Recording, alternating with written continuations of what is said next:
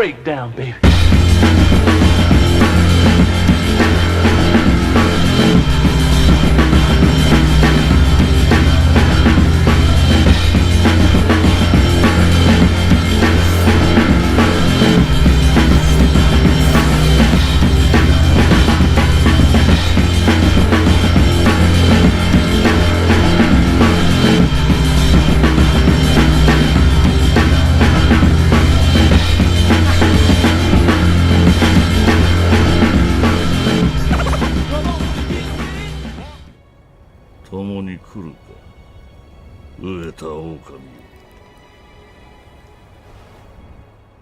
Hello guys, and welcome to another video from Oscar Cooper. I hope you're all doing well, and my god, what am I up to now? I'm putting Sekiro up against one of the finest Shinobi ninja games out on the system at the moment, and of course it's Nioh, and these two are very similar and an extremely interesting story because Nioh came out before Sekiro. Obviously Sekiro is from Software.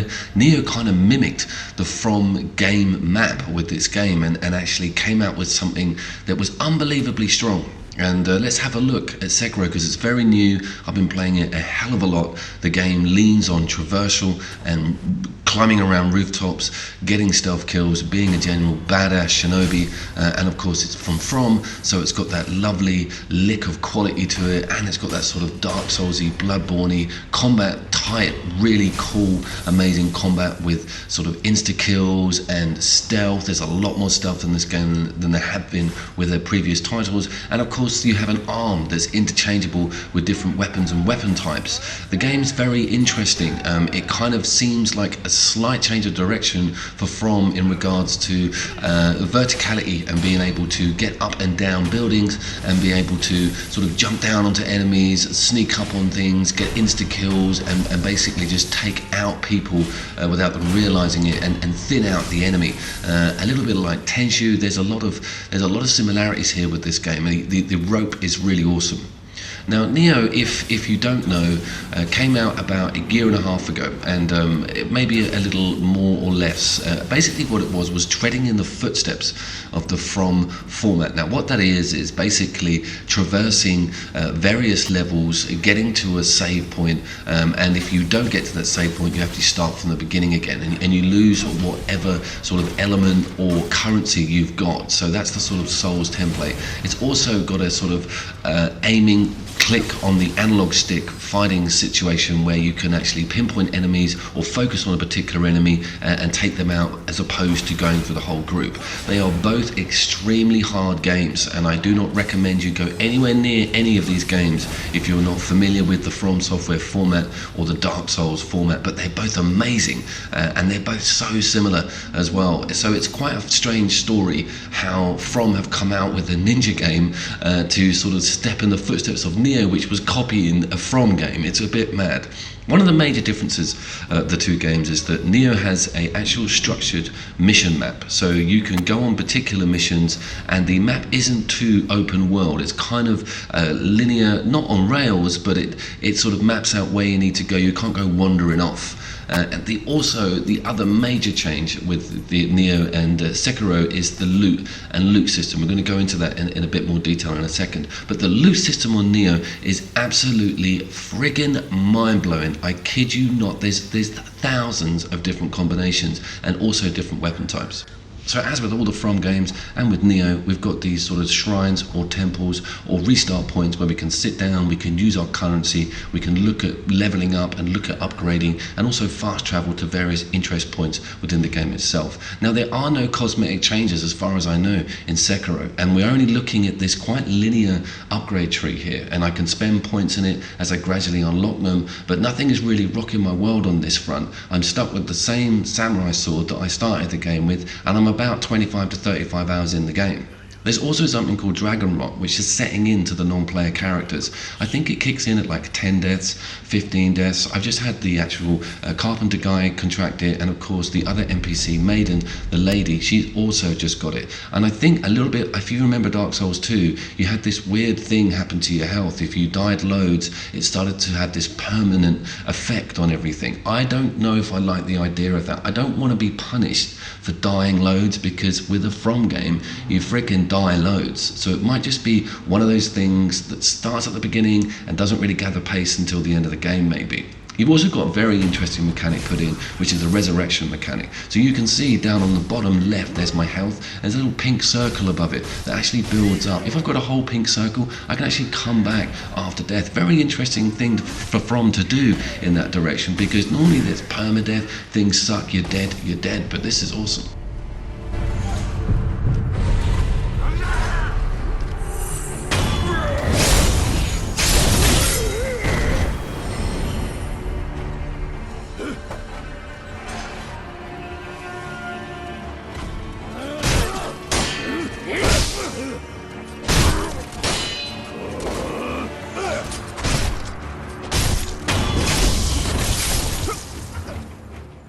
What it lacks in different variety and weapon type, it makes up for with this arm. This arm has various attachments to it, one of which is fire, which is very, very handy. There's a mid-level boss, which is this massive ogre. He is so important to use fire on. You actually can't progress until you kill this guy. It's difficult. You have to go down another road map to find the actual fire attachment, and you can also cover him with oil as well, which keeps him on fire a lot more. This guy is absolutely impossible without doing him with the fire attachment, so that's an interesting game mechanic.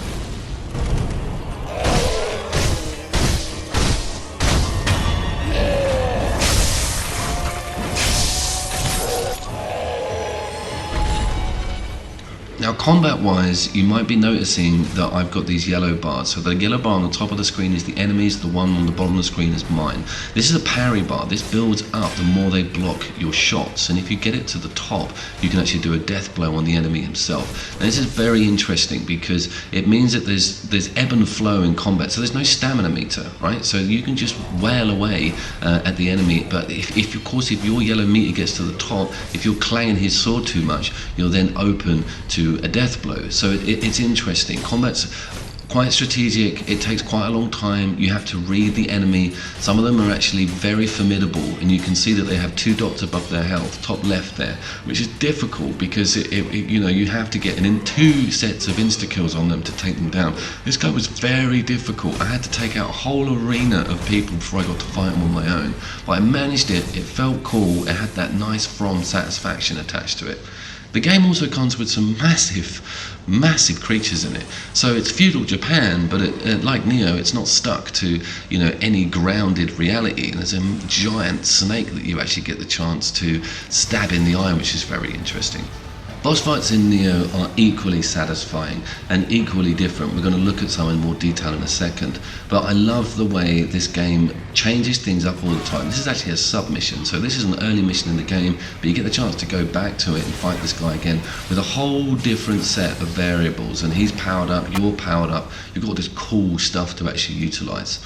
Another thing that Nioh does very well, which I haven't seen much of in Sekiro, is actually the different environment types and lovely day and night cycles and sort of moonlight foliage and cool sort of Japanese architecture, and you know, that lovely sort of massive expanse that you get when you play a game like this. So it's kind of quite samey at the moment, but I am only in early to mid game.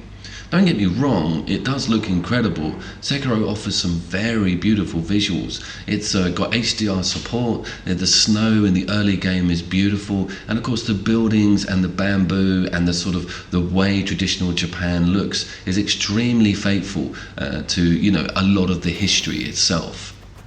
So boss fights themselves, now I've speeded this footage up because I want to show the ball ache involved in actually picking everybody off to actually, for me to actually get to this guy to fight him on my own. So that's the thing, you have to peel away the layers, a bit like Far Cry, where you sort of go in from the outside and you take everybody out and then you're just facing him on his own. I don't know if I'm not leveled up enough to fight this guy yet. He's not really in a section of the game that's too difficult to reach, but it's blocked off. I have to beat him to get through here. Now look at what happens. So you get this danger symbol. There's this red Japanese word for danger above your head when they do an unblockable attack. You either need to jump or press circle to avoid. You see I fucked it up there. But in this particular situation, my red symbol comes up, I'm ready on this here, and what happens is he sort of sucks me in to the end of that damn pole. I saw it early, I'm up in the air, I'm ready on the dodge, and wham, he predicts it. He's almost locked onto me, and I felt that was really unfair, and I'm stuck on this guy. I can't get past him. I may just not be hard enough to actually beat him yet. I'm also up to this guy on the horse, and holy fuck, I just cannot work it out. What I'm getting is a prompt to use my rope on him every so often, but once I connect with that, I have to get a move that barely even touches him. I know I'm going to be stuck on this guy for a hell of a long time, but that's that's the nature of the beast. Nioh is also guilty of this as well. This is another build-up to a boss. So imagine if you die at this boss, you've got to do what you're seeing here all over again to get back to this motherfucker. Holy crap, that's enough to send you to tears. It really is. And of course, check out what happens when I actually get to him. It's all over in a matter of seconds. The guy's unbelievable.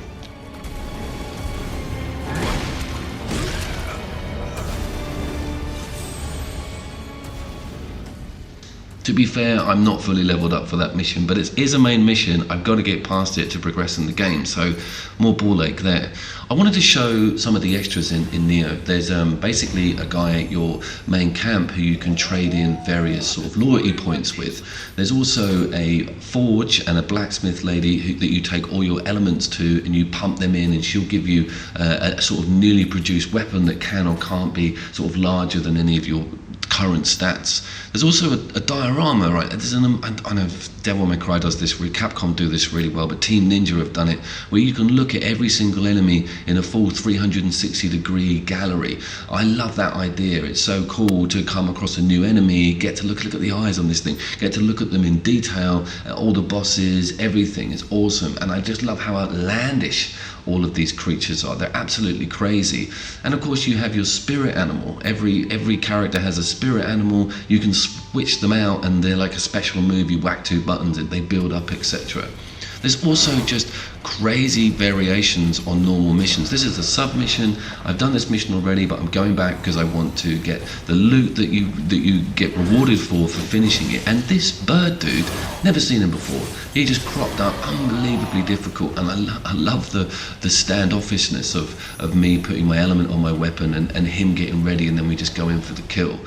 So I think I'm at a bit of a predicament. I can't help but feel that Sekiro is kind of a stopgap for From. I can't help but think that they have not rushed this out the door, but thought to themselves, we can apply our Dark Souls template or Bloodborne template to a traditional Japanese samurai game, and let's do that. And of course they have, and it has worked, but there are certain areas like loot and like cosmetics that are just not there. It's a real shame that I can't change my outfit up, and that was a real massive area for From. You think about the armors in Dark Souls, and think about the cool outfits that you got in Bloodborne, and how you could actually upgrade your different weapons and swap in and swap out sort of shields. That was half the motivation for me, was seeing that shiny. It could be a new weapon, it could be something awesome. It may just be that it doesn't happen until mid-game. I certainly haven't seen any footage of the main character wearing anything else other than the outfit that he started in. So that's a real sort of shame for me. I'm kind of annoyed that I don't get to see that anymore. But it's a change of pace for the game, and certainly an area that they're not going to concentrate on anymore.